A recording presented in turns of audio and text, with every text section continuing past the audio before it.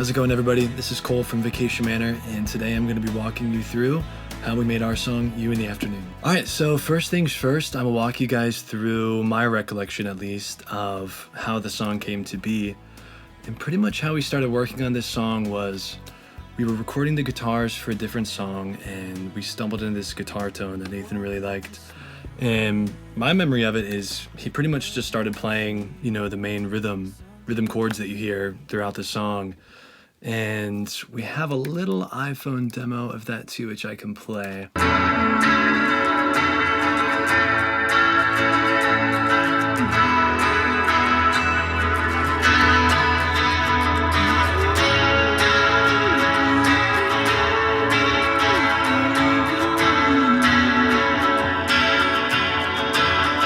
don't know, it makes me happy to hear that. You know, this one was pretty fun start to finish, and hearing that old voice memo, you know, it still gives me that same kind of giddy feeling when we first started working on this song. And pretty much from there, what would have happened, and probably same day if I remember right, but, you know, we were here in our studio, and basically what we would have done is set it up to where him and I can play live and kind of find what would end up being, you know, the final arrangement of the song. This is, I guess, second form of a demo, which would have been Nathan just playing, you know, electric and having a vocal mic, and then me on the drums. I was on the good side, I don't really like this now. You got everything, but I don't really wanna know how. Who's got it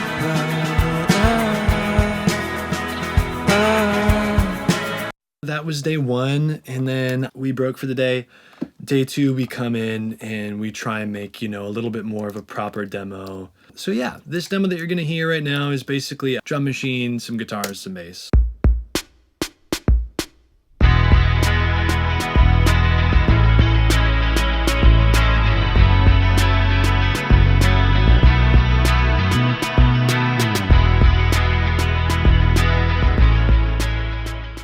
So by this point, you know, we knew what the vibe was that we were going for. You know, we knew obviously we weren't going to keep, you know, that little CR78 drum machine part, but we knew like that was going to be the rhythm, that was going to be the feel. All right, and before I go through all of these tracks too, I will say that this is just the Pro Tools production session. My friend James Joseph, who worked on our last album a lot with us too, he was the mixer on it. He did an amazing job on the final mix, and it was mastered by Joe Causey at Voyager Mastering. But what we're going to be looking at today is just my production session. So basically this is, you know, exactly what I would have sent to James whenever he mixed it. He would have gotten this session exactly as is. I'm a drummer. I'm going to start with drums. This was a pretty simple setup. For kick, looks like I was using a D12 VR, which is just the remake of, you know, the classic AKG D12. Great tried and true kick mic.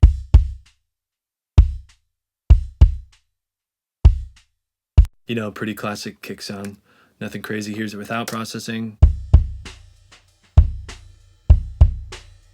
Not too different. Sounds like just a little more mid-range. And then obviously, I don't use this plugin truly ever. For some reason, I use it on this song. Sounds like I'm mostly using it for the gate and that compressor a little bit to me. And honestly, if I had to do this over again, I probably would leave a little bit of that mid-range back in it, but it's, you know, it works. And then, yeah, moving on to snare top. Looks like I've got a pretty classic setup. Gate, EQ, compressor, classic. Nothing to write home about.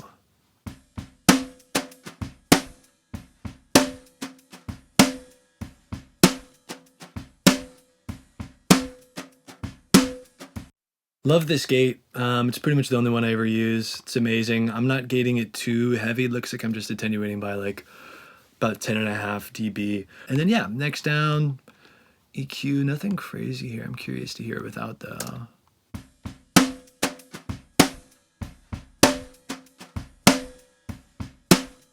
Super subtle. Sometimes those brushes that I'm using, they can get a little wispy and they can leave a sometimes annoying top end, high end thing that can be in the close mic. So, you know, just attenuate that a little bit. Snare bottom. Pretty much same thing, a little gating, a little bit of EQ, 4 dB up top. And then, yeah, moving on to toms. I mean, I don't play pretty much any toms in this song. Pretty much nothing. Here's the rack tom, though. It's just a rack tom. Yeah, here's floor.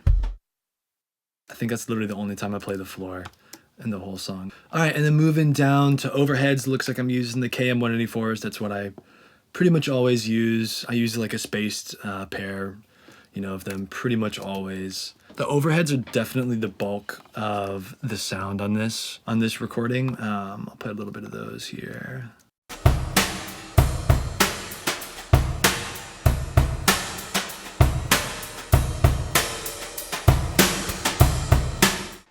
Yeah, I mean, that is 90% of what you're hearing in this drum mix is just, you know, whatever's coming from those overhead mics. Nothing insane here except for this Valhalla room setting, which is, you know, doing a lot, 24% on the mix, which, you know, if you're throwing a reverb plugin, you know, straight onto a track, which I usually don't do, 24% is probably pretty high for drums, but that's kind of what we were going for. You know, we were going for something that felt, you know, pretty lush and, you know, pretty dreamy and a little bit, you know, like Cockatoo Twins or the Sundays or, you know, just those sort of really wide, you know, pretty thin sort of sounding reverbs. Up first in the chain, just a little bit of low shelf, actually pretty significant, 8 dB there, but we can hear it for a second without it. Here's with it.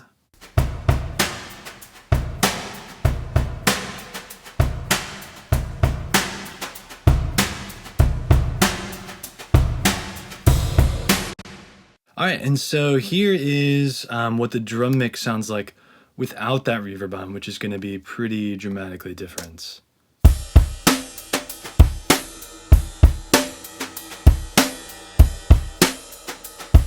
You know, it's still a pretty cool sound, but it's just, you know, it's totally different from what we were going for. And then here's it with the Valhalla room again.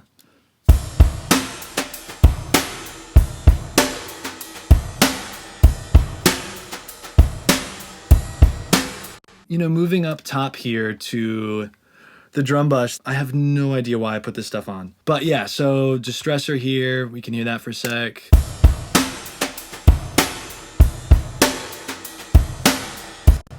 Nothing crazy, dB or two of compression, it's just really touching it. And then this is real funny, but CLA guitars.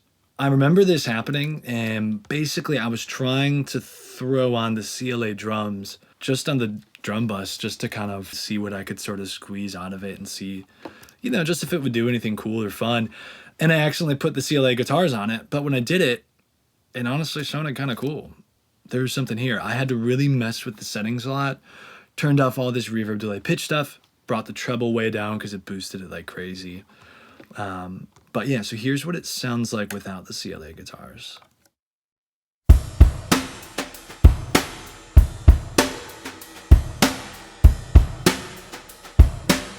And then with.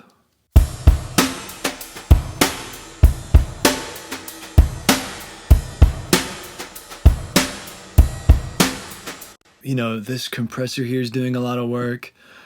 And then from there, you know, it's definitely just a sort of EQ curve that's coming from this plugin that I really ended up liking. And I would probably never do this again. Maybe I should. It sounds kind of cool. But, you know, this is something that just was a little happy accident, and I decided to leave it. Moving down to K-Clip. I don't know if this is even doing anything. Looks like it's doing about 2.5 or so dB, but we can hear that.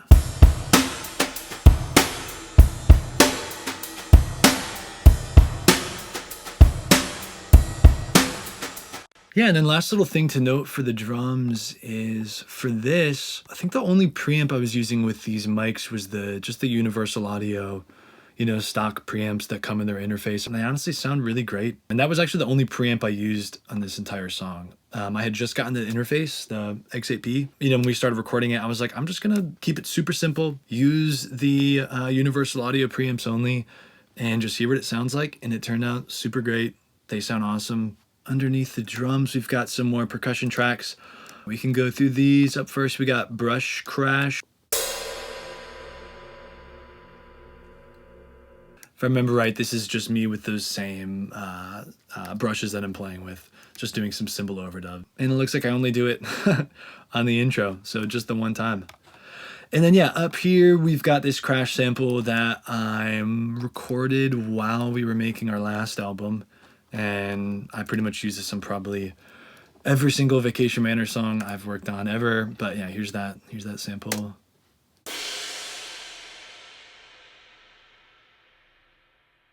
And then yeah, underneath that, this thing's called Impact Crash. I do not remember what this sounds like, so let's find out.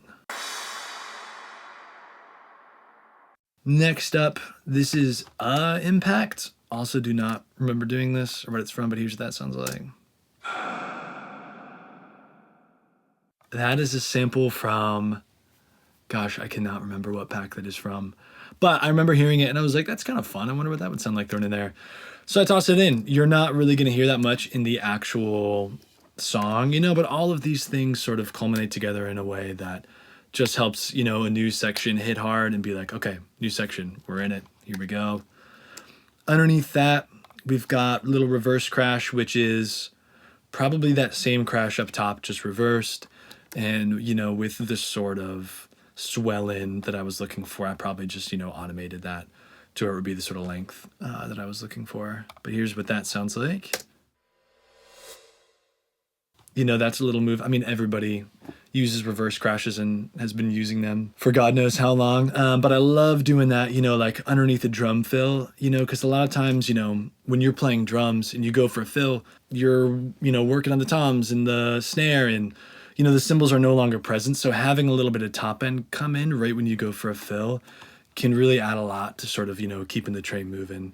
And here's what that sounds like.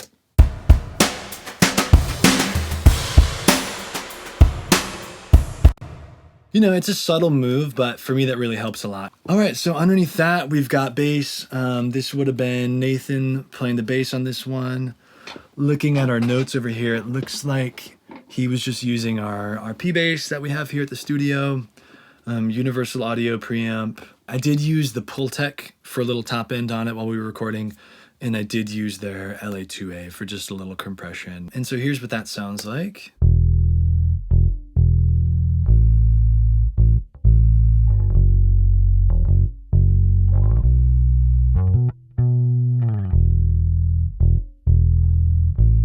Nothing crazy. I mean, I literally don't even have any plugins on here. It was a pretty great bass sound. We used a little bit of, you know, plug-in EQ and compression while we were tracking. So once we got into the mix, it was really just about balancing out the levels. And I probably would have done a little clip gain on some of these individual parts. And sometimes, you know, with bass, I'll opt for clip gain rather than another compressor just because I want to keep as much of that low end intact as possible in this sort of, you know, circumstance. Underneath that, I've got a little bit of parallel distortion from the decapitator. Here's what that sounds like soloed, but it is going to be pretty quiet.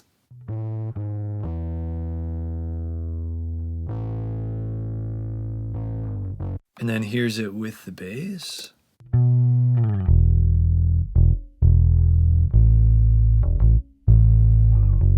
Super subtle. That's probably just there so I can, you know, get a little bit of extra, you know, harmonic content sort of out of the bass so that you can hear it a little bit better in the mix. But I mean, it's not doing much. If you muted that, you probably wouldn't even notice. All right, and then moving on to synths, we've got a little Juno pad down here. This is something we would have laid down probably the first day that we were working on this song. Here's what that sounds like.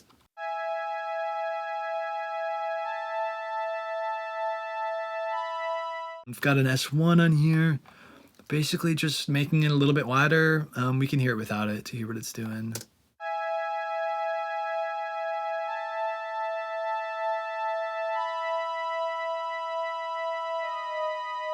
Yeah, moving down, we've got a Juno art part that my friend Troy Bittner laid down.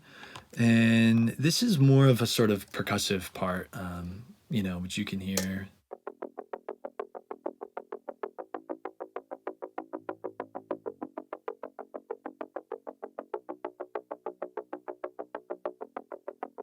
You know, and it definitely has some, you know, chordal elements to it as well. But really, you know, we just wanted the pulse out of it to kind of help the drums, you know, be this sort of train that's keep moving and everybody else can sort of be doing their thing and dancing on top of it.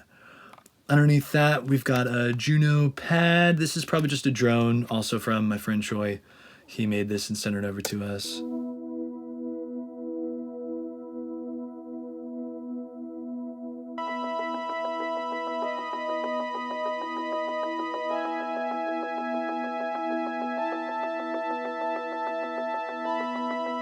These are not playing a big role in the song, but you know, to me they do add a lot. And for this Juno part, you know, I'm automating its level pretty significantly, so here it's gonna be pretty quiet.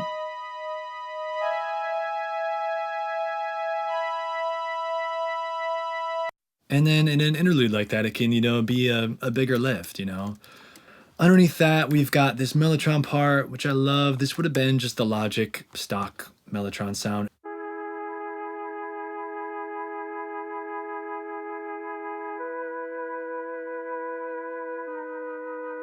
And then here's those together.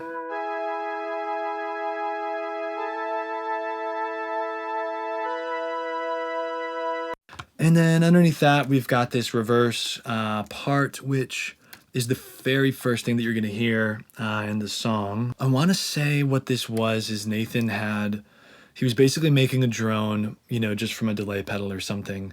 And then we took it and we reversed it, kind of knowing that we wanted it to be the sort of swell into the song that you hear. And then we ended up really liking it, so I had him do one more take of that, you know, same sort of part that we could sort of extend, kind of move around and have come and go throughout the intro. And here's what that sounds like.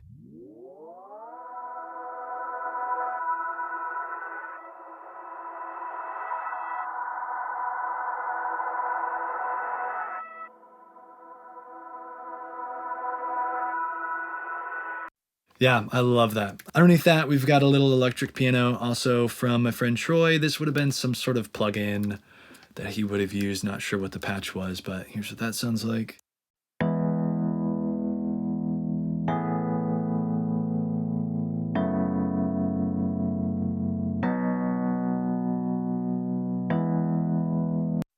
Yeah, that's pretty much it as far as synths and keys go. Here's what everything sounds like together.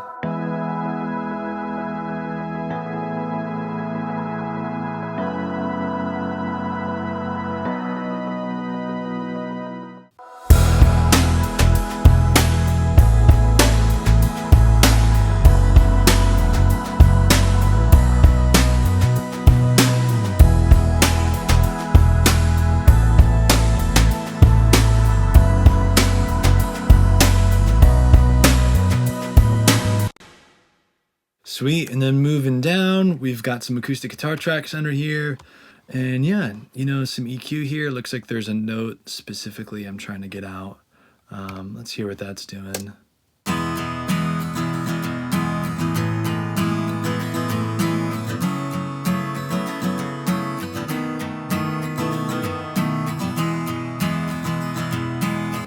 Yeah, I mean, that note is pretty egregious at times popping through there. But I mean, you know, this type of thing, you know, I have mixed thoughts on these types of moves. Sometimes they can be really helpful, and then sometimes they just truly do not matter at all. If I had to do this again, not sure if I would do it. But anyway, moving on, we've got an 1176 underneath it doing a little bit. Next, we've got the Pro MB. This one's, knowing how I use this plugin normally, it's probably going to be doing more down here in the low ends.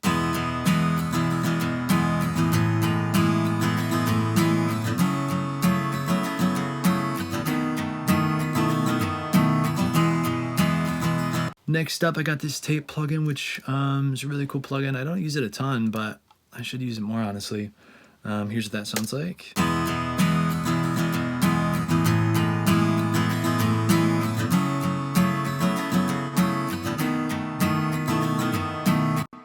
Super subtle, not even sure exactly what that's doing.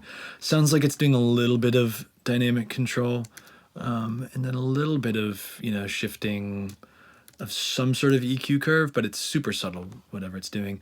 And this next track down here, AG1 Shift, is normally for a part like this, you know, Nathan would play it once, and then, you know, we'd have a great take of that, and then I'd have him do it again as a sort of double that we could pan left, you know, and right. But for some reason, I think we honestly just forgot. And so basically what I did is I just took the same part, panned it to the right, and then used a bunch of sample delay. That way, you know, the chorusing wouldn't be too bad, and you could sort of just duplicate the track and use that as the double. I wouldn't recommend trying that as your first option. It can work, but it's much better to just get a separate take. But here's what that sounds like together.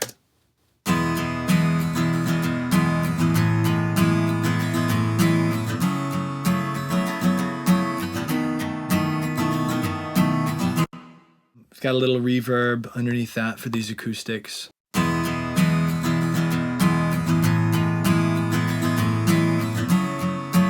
It's really just putting that acoustic in a room, which is something that I often will try and do, especially for an acoustic guitar. The room that we have over here it's not a very big room. It's definitely like big enough to get, some cool drum sounds, get some cool guitar sounds. But if I want to put it into a room even further, I'm probably going to opt for, plug-in. Basically, this part here is something that Nathan and I debated for a while because we really couldn't decide if it should be in the song or not. I'll play a second of this part so you can know what I'm referencing.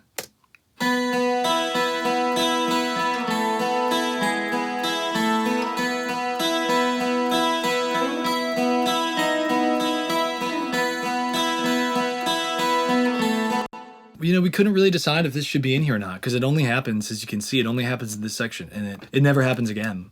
Yeah, so basically what this here is made up of is one just regular, tuned acoustic on the left, and then a high strung acoustic on the right hand side. And here's the high strung by itself.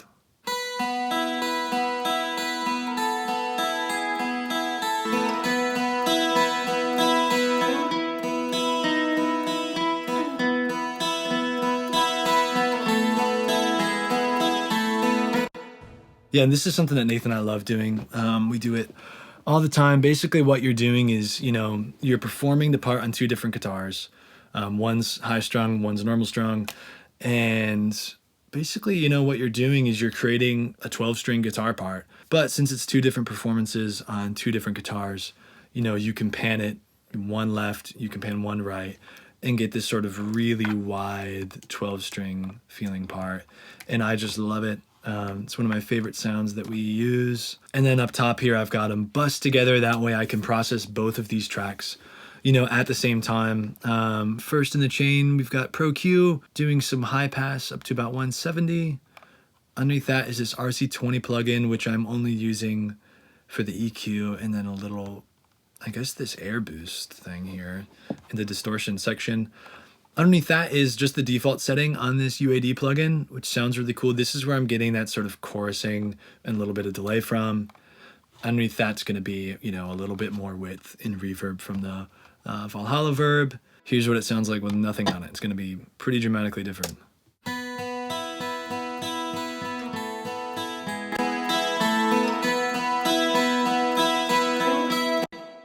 Yeah, one thing I am immediately noticing too is it's a lot louder, which looks like it's coming from this RC20 plugin.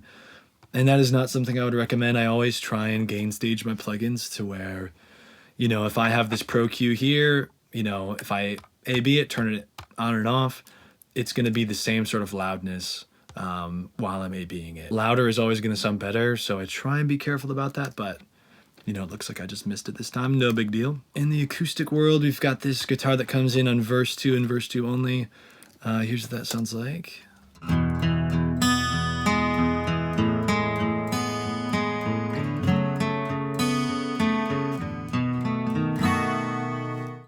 I really love that part. I don't remember there being much of a discussion about it. I think Nathan just basically, he dropped out here, and I'm pretty sure in his take that he did, he played that, and, we just put it on a separate track, put a little bit of chorus on it. I probably would have used this same UAD plugin as the chorus for this one and then just committed it down. And then, yeah, underneath that, we have this track here. And basically what this is this is the guitar solo that you hear in the song. The same part that's being played on an electric is also being played using that same sort of setup that we used for the intro, where we're doing that sort of, fake 12-string thing. But this time we've got actually 4 different recordings of it. 2 of the regular guitar and then 2 of the high-strung guitar. And here's what that sounds like together.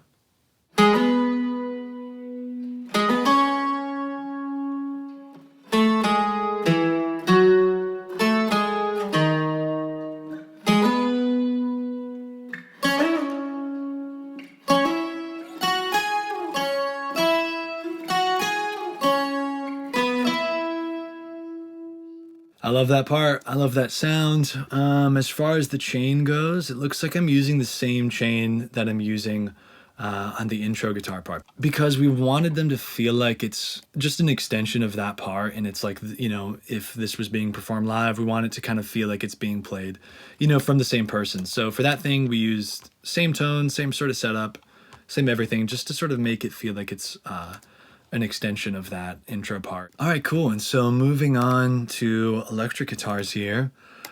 First up, we've got this sort of arpeggiated part that Nathan's playing in the chorus. Here's what that sounds like.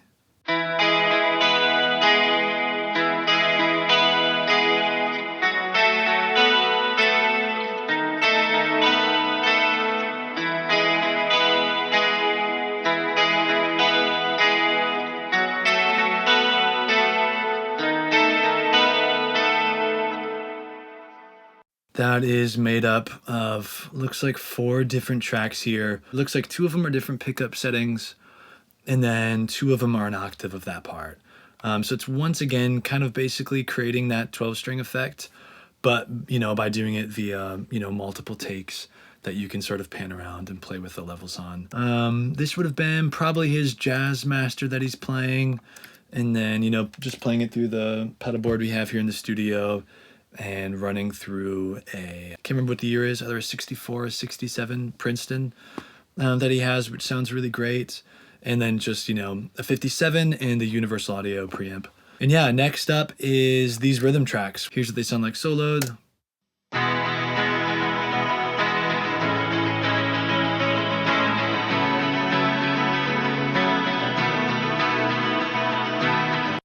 Little bit of EQ, just kind of getting a general curve that I am looking for in this part. Sometimes a 57 can be really bright up in this range, especially with, you know, how chimey a Princeton can be at times. So, you know, this is just sort of attenuating a lot of that stuff down. All right, and then, yeah, next up, we have got the main lead guitar part. Got a double, just left and right. One would have been probably middle pickup on the Jazz Master, not sure what the other one would have been. Here's what those sound like together.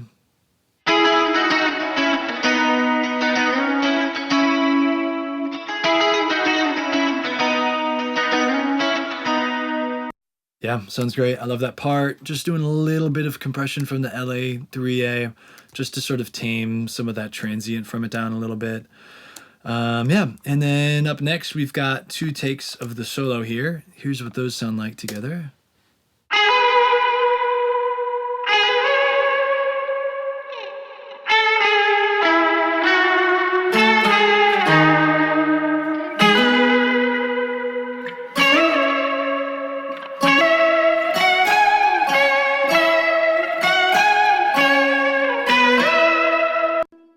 Yeah, this is a lot for a solo. I mean, you know, you have 4 different acoustic tracks playing the same part, and then you have 2 different electric tracks also playing that same part. You know, we found our main solo tone on this track,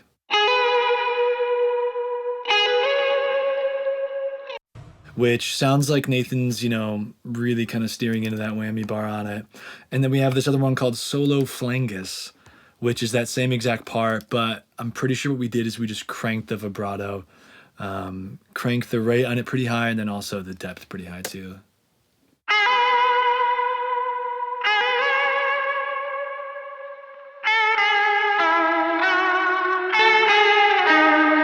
All right, and then up next, we've got this track down here called Seagulls, which is a name that we stole from our friend and producer Charlie Stavish, who we've worked with a bunch. Here's what that sounds like.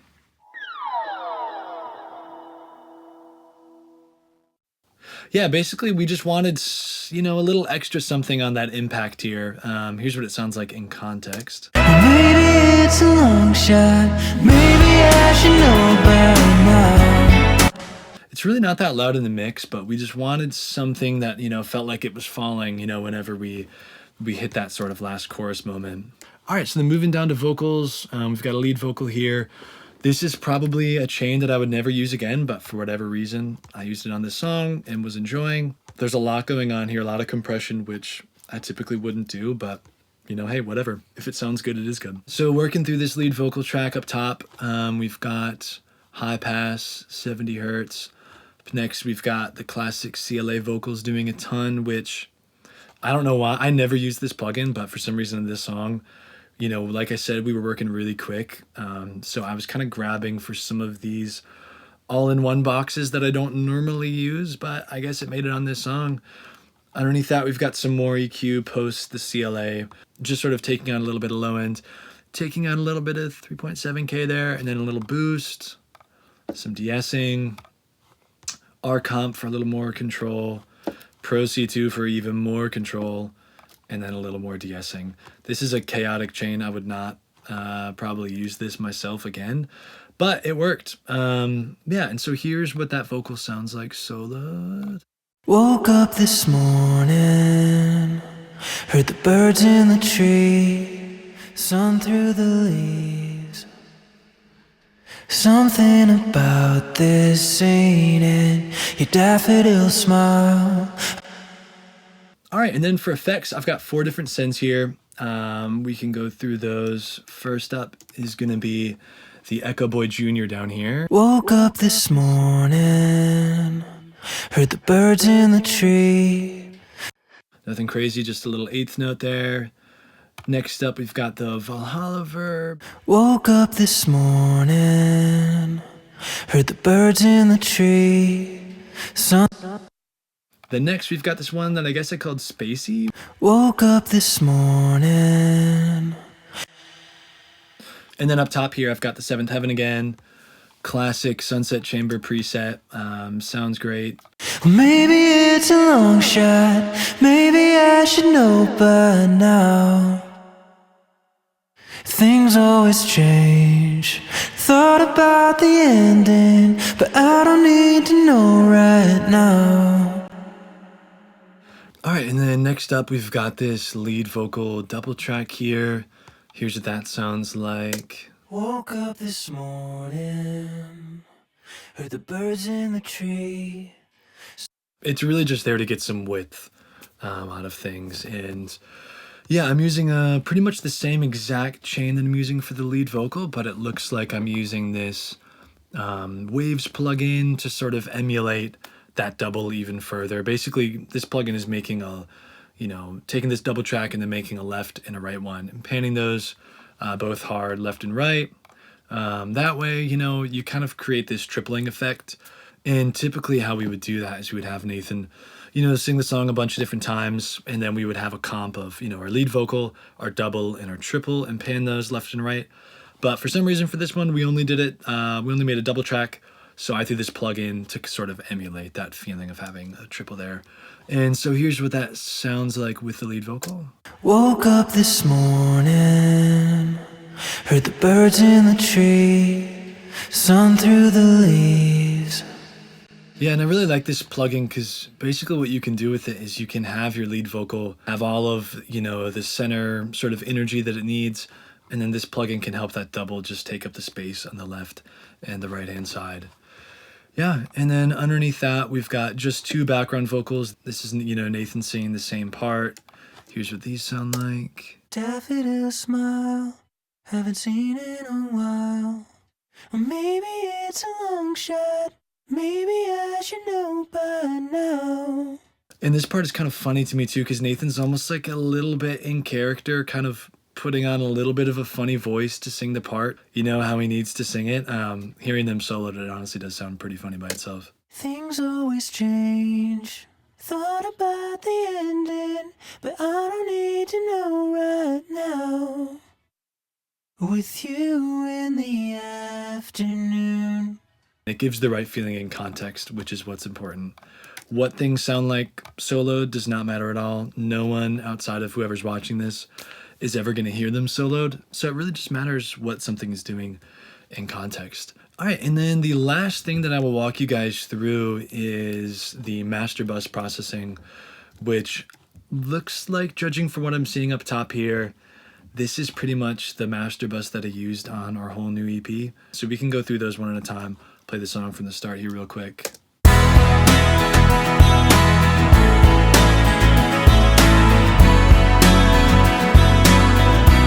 I love this plugin. It sounds really great on the master bus. Next, we've got Saturn 2 doing just a little bit of distortion.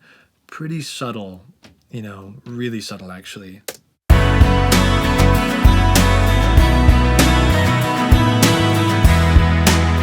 Woke up this morning, heard the birds in the tree. And then yeah, up next we've got Ozone 11. I've just got the stabilizer here, and it just helps sort of, you know, any little blind spots that I had while making a mix.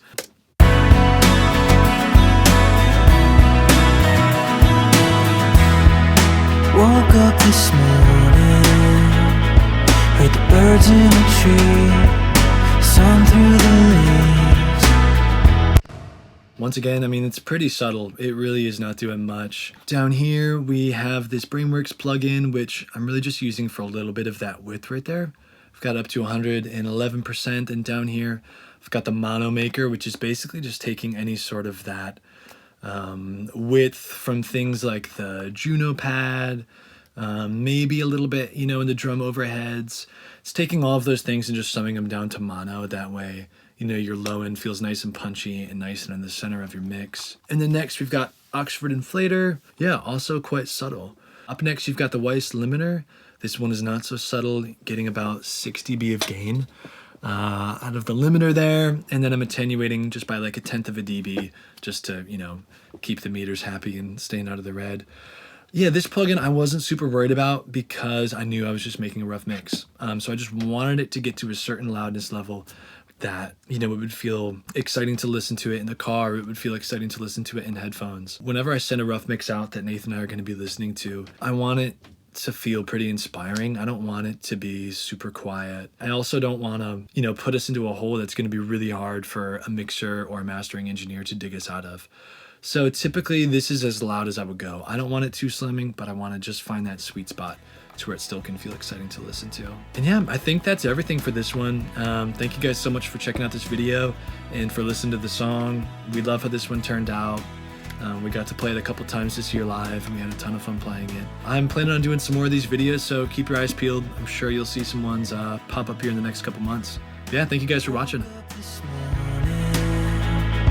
Heard the birds in the tree, sun through the leaves.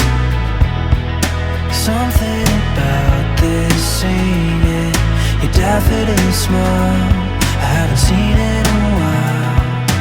Maybe it's a long shot, maybe I should know by now.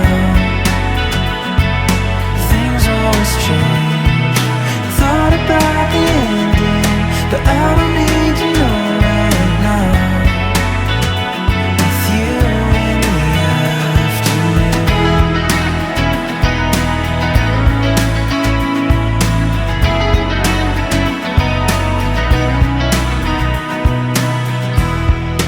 We took a long walk to the end of the street, just you and me, trying to take it. All these sunny days that I appreciate too late. And maybe it's a long shot, and maybe I should know by now. Yeah, things always change, thought about the ending, but I don't need to know right now. With you in the afternoon.